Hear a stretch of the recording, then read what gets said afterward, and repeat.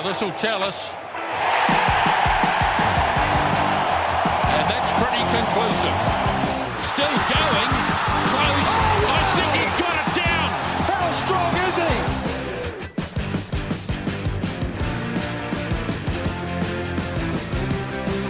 he? Hola everybody, and welcome to another week of the Pick and Go Rugby podcast. Had an action-packed weekend of international footy last week going on, so plenty to break down, and got the big man Paul Moati here to do it all with me. Paul, thanks very much for joining us. Yeah, vinaka vagalevu. I've got spent a bit of time in Fiji, but I don't think I can do the whole podcast in Fiji, and unfortunately, maybe next week. I think we should after the performance the Fijians put on last weekend. It was so good to have proper Test match rugby back. Oh yeah, absolutely, and yeah, well, the result blew out in the end. It very much felt like a contest for at least the first 50 or 60 minutes. I was sitting in the pub watching it and said to the guy sitting next to me, I was like, if they were wearing green or yellow jerseys and we were up 10 with a man in the bin with 15 minutes to go, we'd be pretty nervous. That was a legit tier 1 performance from Fiji. I think that's we've got to go straight into that, right? I think so. Yeah, it was great. I guess they did tire slightly over the final 15 minutes.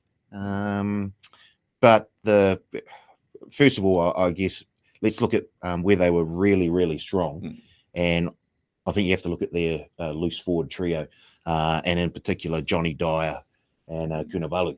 Yeah, absolutely. Those two were massive standouts. Just the physicality and the intensity they brought for two blokes who aren't like, if they had everyone available, I don't even know if those two make the match day 23 when you've got guys like Vilami Mata and Semi Kunatani over in Europe who didn't make it down for this tour, but they've certainly put their hands up and shown they are legitimate international quality flankers. So it was great to see that they actually have a wee bit of depth now, with all the experience that they've gained, with the bulk of their squad coming from Europe and or Asia.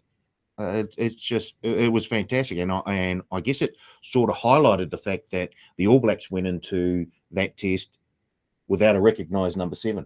Yeah, that was certainly an issue. Ethan Blake had he's been really impressive this season, but I'd say getting over the ball of the breakdown not a strength by any stretch of the imagination. And to be fair, even the other number 7s, they're not maybe Richie McCaw in terms of that pure pilferer. They bring so much around the park. Sam Cane's obviously an absolute titan defensively, and his work rate's one of the best in world rugby. But is it an area of concern for the All Blacks going forward at all, or?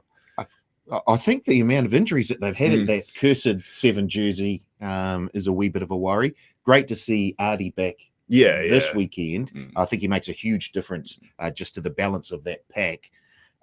But hopefully they can get all their troops back in that number 7 jersey. So we do develop we do have depth there. The problem is that depth is sitting on the injured bench at the moment. So once we get back to full strength, I have no doubt that will become a major factor for the All Blacks in upcoming tests. Obviously, I don't think Sam's going to be back this maybe season. The Northern Tour, I think, possibly at the earliest. Yeah. So I think he'll be doing well to get back for any of the 4 nations. But very happy to see Artie. Oh yeah, absolutely. I think this the makeup of the loose forward trio, we've already talked about plenty on this podcast in the last few weeks. Beaver had a few takes on it when he was on, but I get the feeling this is not going to be a topic that goes away anytime soon, with the likes of Satutu and Luke Jacobson putting their names forward for that 3rd position as well, and Kane out for a while. We're going to be having plenty of chats about who should be wearing the 6 and the 7 jerseys in particular. Well, I thought Jacobson had a very good game. He's been super impressive all season, really. I'm excited to see him get another go in the 8 jersey this week. I think he could potentially make that jersey his own, at least until Sam Cane comes back. So he's a name I've got circled once we get to the preview of the test in Hamilton on Saturday night. But just back to Dunedin again, I think, it's certainly not the first time you think back to the Tri Nations last year and everything where we've seen the All Blacks maybe a bit slow out of the gates, would you say? Is this become a concern for you under Ian Foster and co, that maybe the team isn't hitting the ground running? Like we used to see them sort of come out of the blocks and put 20 points on a team in the first 20 minutes, but it's been a while since we saw a dominant performance like that. I think he's still trying a few things. Obviously with the fact that there are 9-10 changes from last week's test side to this one. Obviously, he's still looking for, different combinations. We see Havili holds on to a spot in the midfield. So does that mean he's got his foot in front there in terms of? You'd have to think so, the way he played on Saturday night. He did it. He was very, very impressive. I'd like to see him up against teams like Australia, or maybe not Australia. Maybe I think Levani Bottia would walk into that Australian midfield the way things are going at the moment. So, yeah. But up against someone like a South Africa or a British Lions. Yeah, I saw a lot of that Springbok A first Lions test on Thursday morning, and Damien de Allende and Lakani Arm were looking pretty imperious whenever the Springboks decide to go wide, which is about 3 times in the whole game. So I think that's obviously going to be the huge test for this midfield. They pretty much scored twice over the 3 times they went wide. They scored twice. They scored 2 tries in the first 15 minutes, so then go forget we've got Cheslin Colby out on the wing. You're going to ignore him for the rest of the game. But that was less said about that performance as a whole, the better. We'll touch on it later. But I think, like I said, we've seen the team the All Blacks are named this week. Few changes, I think 8 or 9, maybe 10 from the team in Dunedin. I get the feeling this is outside of maybe loose head prop, where they've got a few injuries, and obviously Sam Cane. This is the team the All Blacks need to see at their first choice right now. Yeah, they've given everyone an audition over the first 2 weeks against Fiji or Tonga, and I think they probably always had the idea that week 3 we're going to have our top team on the park. So McKenzie is the front runner for the 15? Yeah, I mean, I'm not saying it's my top team. I'm saying this is what I think Ian Foster's top team is. Yeah. I think that's probably one of the more interesting. Sevu Reece on the left wing, I'd probably circle. I think that's really interesting, and what a selection I'm actually a big fan of, just with the depth we've got. He took all the chances that came his way last weekend. Couldn't really fault him too much. I'm glad that Will Jordan's in there starting, and he's the player that's always there at the right time, doing the right things. He's just, you just get those sorts of players every now and then, and he's that. And I think he needs to be in the team somewhere. So I'm glad that he's got a starting spot there. And if you're correct in assuming that this is Foster's top lineup, outside of the obvious injuries that the All Blacks have at the moment, then hopefully Jordan does have his hands on that 14 jersey and can hold on to it. I think he's the perfect 14 for the way the All Blacks like to play. They always have more of their ball player on the right wing and more of the maybe finisher or powerful ball carrier on the left wing. So, I think Will Jordan, his tries to minutes played ratio in Test rugby is ridiculous, off the charts. So, he's going to be first choice sooner rather than later. So, I think you might as well. We've got 3 years to the World Cup. You might as well get him in there and get him some experience before the Springboks come to town in a couple of months' time. Yeah, I guess we have to mention Dane Coles. He scored some tries last week. He did, yeah. It was I don't know. It was a strange feeling, right? Like watching them sort of, because I was very much in the. Obviously, you want to see the All Blacks lose, but I was enjoying the performance from the Fijians mightily, and it was a bit of a shame to see the score blow out like that. But they still covered.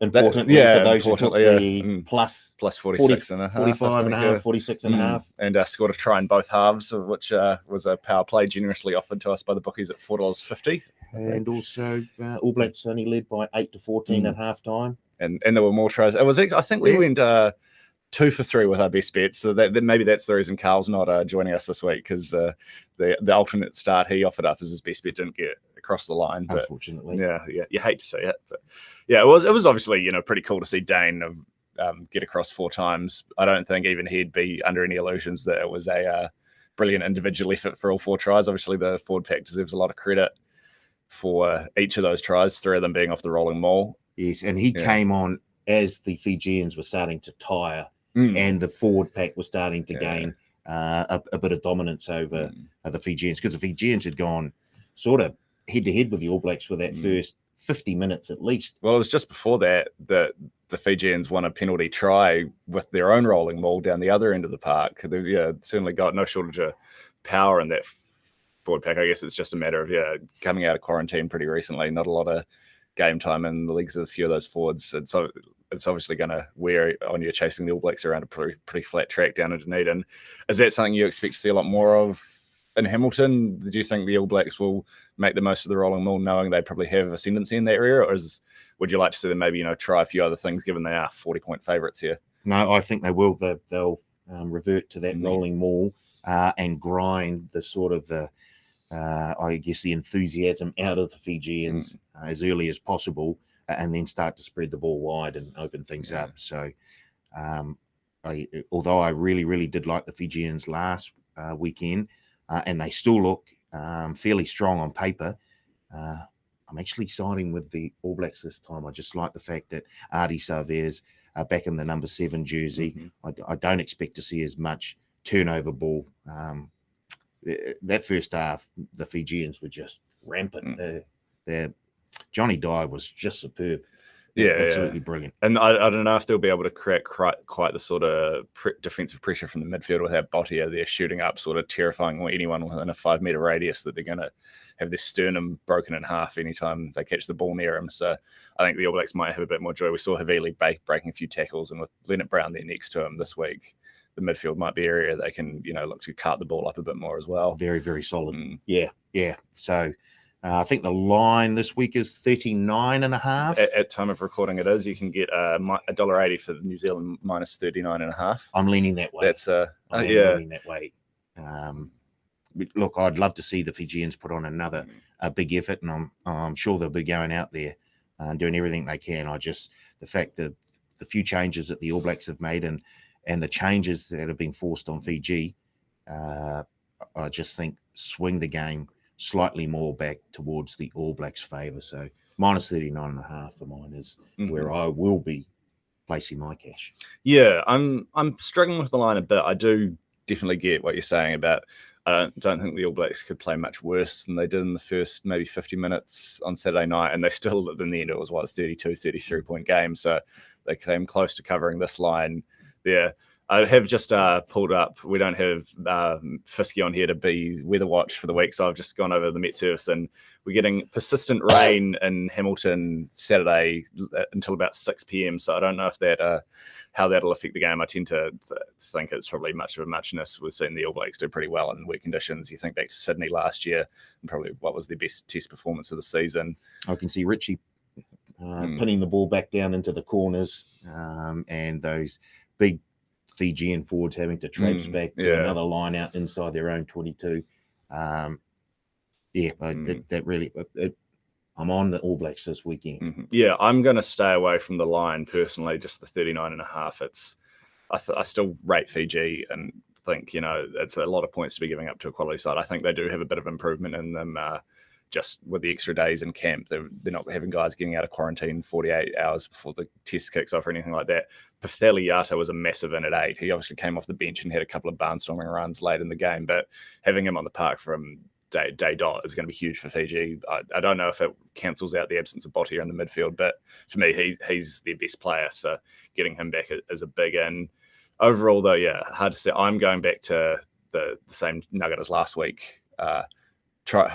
Half of the most tries scored. It's $1.91 for the second half this week. We're even more generous than it was last week. I just, like you said, I think the All Blacks probably realise they can't just fling it around from the first minute and create overlaps and create space and score tries at will. They're going to have to grind them down, get a bit of ascendancy up front, and work hard early on. Yeah, maybe this concept of field position, which kind of seems lost to them at stages in Dunedin. I think that'll be much more pertinent just between the weather and everything else. So, once again, if Fiji start to tire in the final 20 minutes or so, that'll start to open things up in that second half. So I think it does look like a good bet. Dane Cole scored 4 tries on his own, and there was a couple others in the second half. So I could easily see 6 or 7 try second half on Saturday night. $1.91, just getting even better value than you were last week. So that's no reason to go away from that particular one. Last time I remember a forward scoring 4 tries in a test match. I think it was Greg Cornelison for the All Blacks.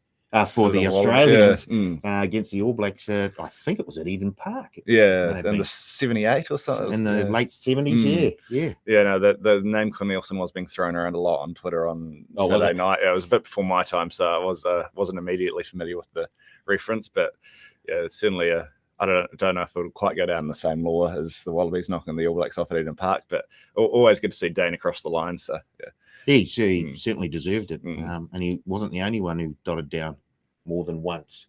I think Harville got over the try he did, twice as well. Couple of pretty good solo efforts. Which brings me to our promotion this week on the... Are you hosting this podcast? The All Black Fiji test.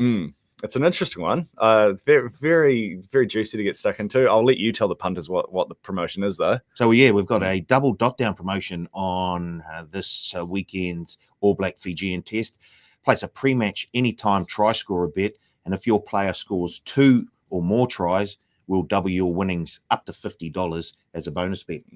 Yeah. So, it's who's going to dot down more than once? Can you point the punters in the right direction? In the anytime try scorer market here, you'll be no surprise to see Will Jordan and Sever Reese, very short odds. Our friends in the middle of the scrum, Dane and Cody, $1.53 each. So you're having to bet triple figures if you want to get the max sort of bonus bet there.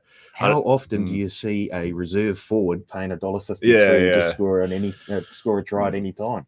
It is, but to me, the $1.53 still looks value because he's going to get. They're not going to play. It's not like the Crusaders where Cody Taylor's playing 75 minutes or anything. Dane's going to be on with at least 25 to play, and just at the right time. Yeah. There'll be a few rolling balls. I'd say I'd rather be backing him than Cody at $1.53. I think personally, but yeah, I don't know how would you be playing this promotion, Paul? Would you be going for one of the shorties, maybe betting a bit more and locking up at least the winnings and thing there, or is there someone maybe around the $2 mark or a bit rougher that yes, there is someone around the $2 mark. Who have you got your eyes on? Richie Mo'unga. Okay.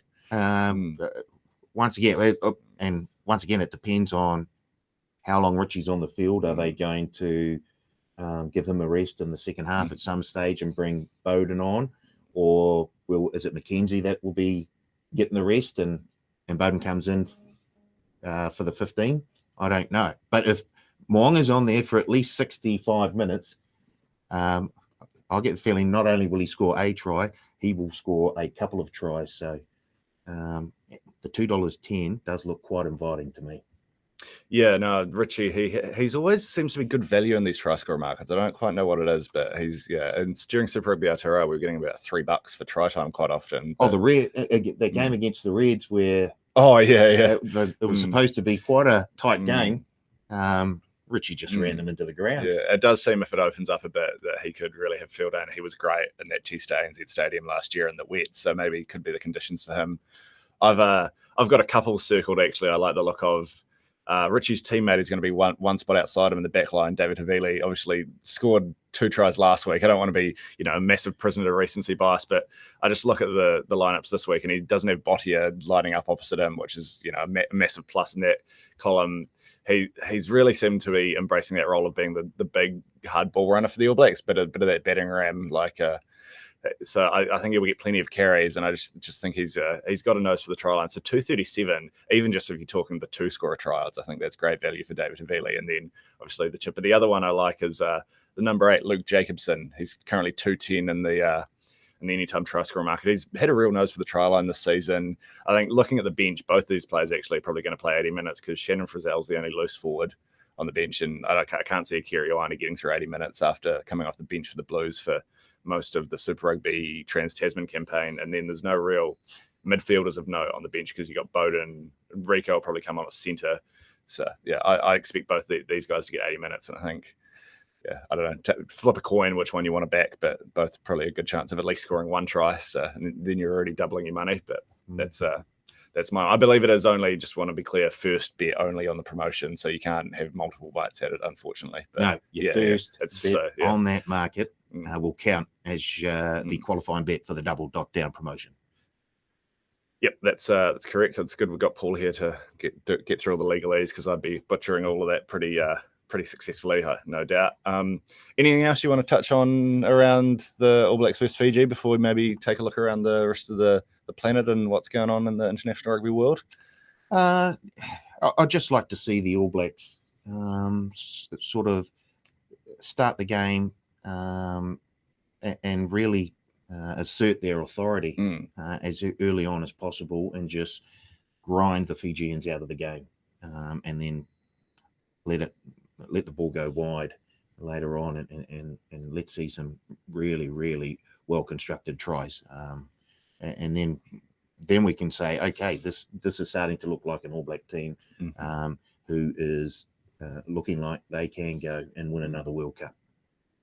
Yeah, for sure. Obviously, a lot of water to go on the bridge, but yeah, there's like a few of those big names you got. So I'm looking at Whitelock, Artie, Aaron Smith, Richie Mo'unga. You'd like to see those big names sort of grab their jersey and say, look, I'm first choice in this position. Like I'm Richie Mo'unga, I'm Artie Severe, and yeah, really put a performance down and take notes. So moving on to the rest of the rugby. I think last week you said you'd make the All Blacks about sort of 23, 24 point favourites against the Wallabies. Were they to be facing off this weekend? After the relative sides performances, Wallabies going down to maybe even in a weaker France team in Melbourne on Tuesday night. How are you feeling about that? Yeah, look, I'm happy to stay at around the 24 and a half start market. It's just, I think I expect them to rise slightly when they face the All Blacks. Well, they couldn't lower, right? Oh, so, here we go. I just look. Let's be quite frank. The French played very well. Oh yeah, the French are, I think, and they're not a bad side. No, I'm not. But they're also missing like literally their entire first choice backline. Indeed. Yeah, and maybe the best player in the world is one of those guys. They still, as you say, a lot more teams around the world have a lot more depth than they used to. There'd be times when if the French were missing 2 or 3 players out of their backline, that they would just drop down a significant amount. And but these days they can slot just like Fiji. They're missing a whole swag of experience, and they're still able to sort of go a hammer and tong with the All Blacks for 60 minutes. So the landscape of world rugby has changed, and it's great to see. There's a lot more depth, there's a lot more competition, but the Australians they're certainly struggling. Yeah, it's Dave Rennie's got a hard job on his hands. I think he's sort of realised as well. There's no quick fix for this. Like he maybe went in there last year and said, "Oh, I can, get my systems going, and hopefully we'll be able to put a pretty competitive side on the park, if not a world-beating side, within 18 months or so." But just looking at the players he selected, I think he's realised this is very much a 4-year project rather than maybe a 2-year project. So yes, I'll work with what I've got at the moment. Got to take your lumps and hopefully give a few of these guys enough game time. They can turn into pretty good players. Or perhaps there'll be 1 or 2 stars who just start coming through the grades. Yeah, that's what they step up. Yeah, I think in particular that 10 and 12 jersey, they really need someone to.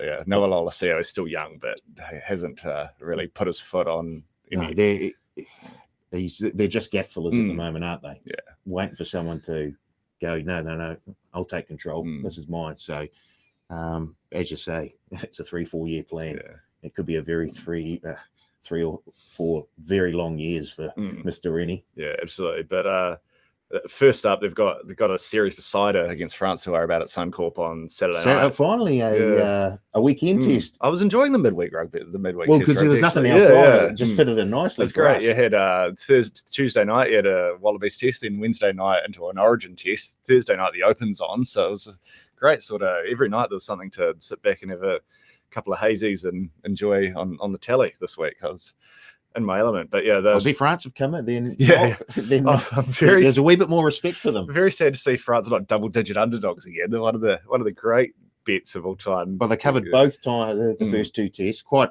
easily. Yeah, they never looked like getting blown out. And won it.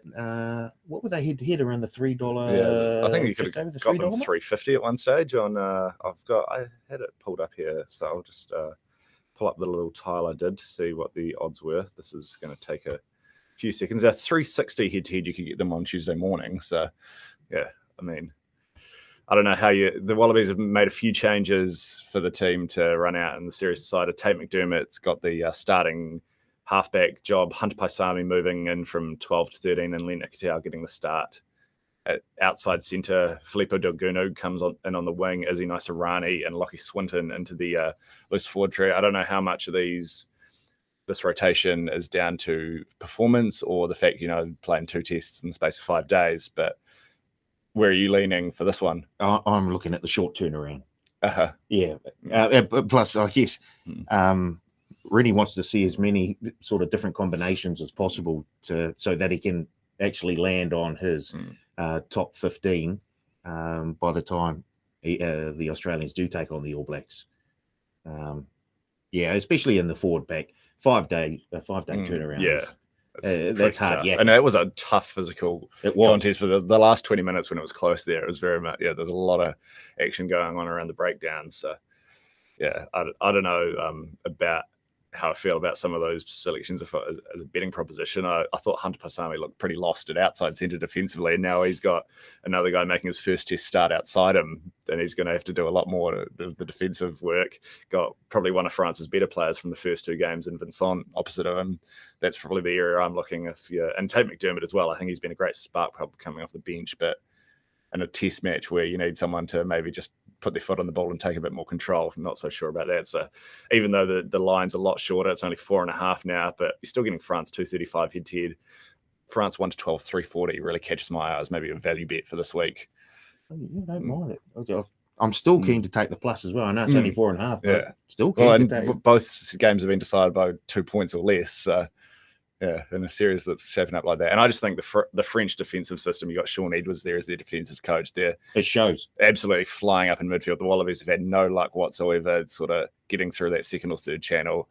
I expect, I don't see France getting run out of the park. They've got a little bit of strike out wide again, Damien Pinot and Teddy Thomas, maybe probably their 2 first choice wingers, or 2 guys who got a lot of game time for them during the Six Nations. So they should be able to score some points. Gemini at fullback, I've been really impressed with as well. He has been very good. Great under the high ball, and he's got that sort of explosive He's still speed. got that flair that you expect from a French fullback. Yeah, so they've got pretty good backline. The forward pack is certainly, there's a few guys who have impressed me in the first 2 tests who aren't going to be there on Saturday night, but just the system-wise, I think when it comes to the short turnaround, you're going to have plenty of sore bodies there. Probably fatigue's going to start to play a factor.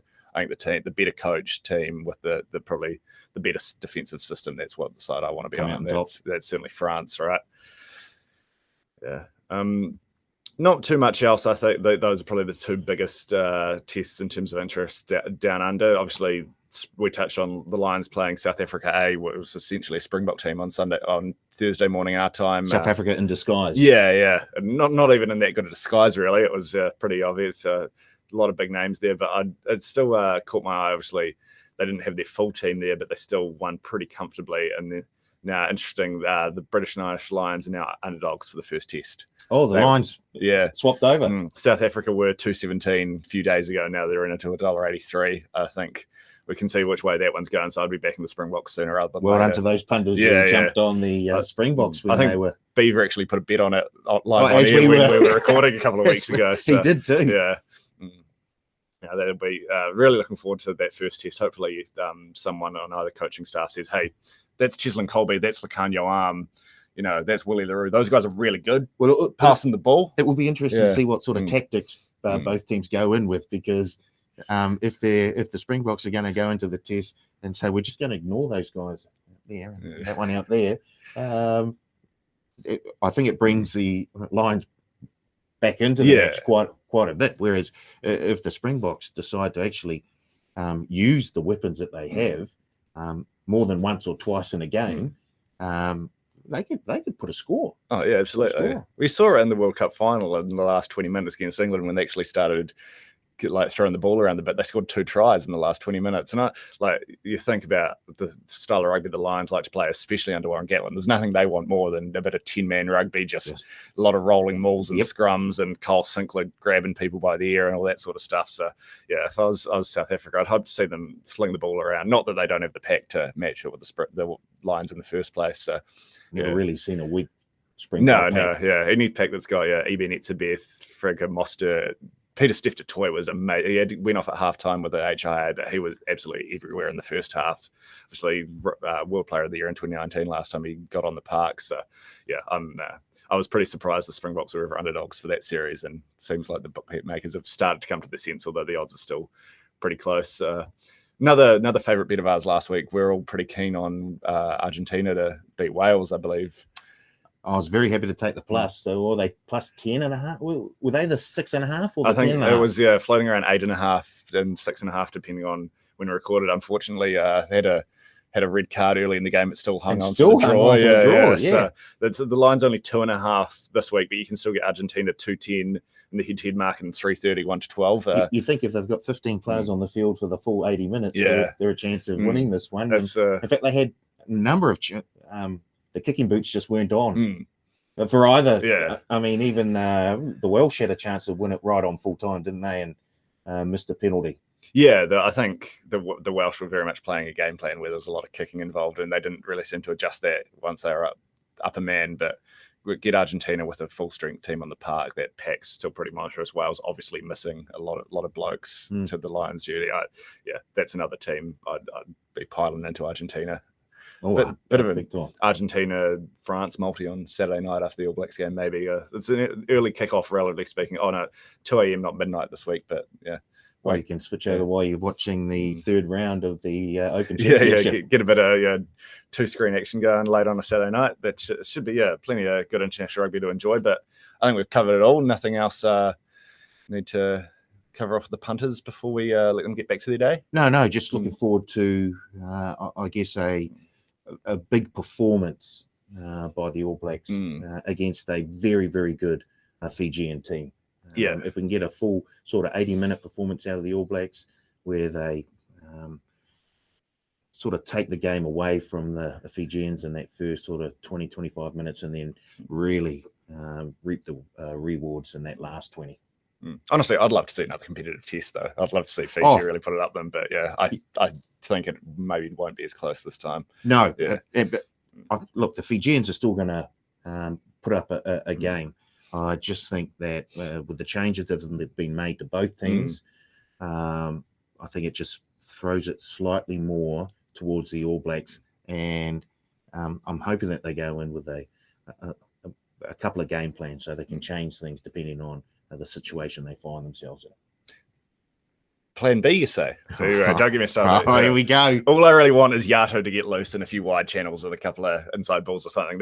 That's what I want on Saturday night. But it should be a great test, and then got plenty of other rugby to enjoy over the weekend. We'll be back sometime next week to break it all down and probably get stuck into the Lions series with the All Blacks off for a couple of weeks after Saturday night. So I think the first test is 8 days from now. So Lions South Africa will probably be the main event next week. We'll talk to you all again next week, punters. Thanks for joining us.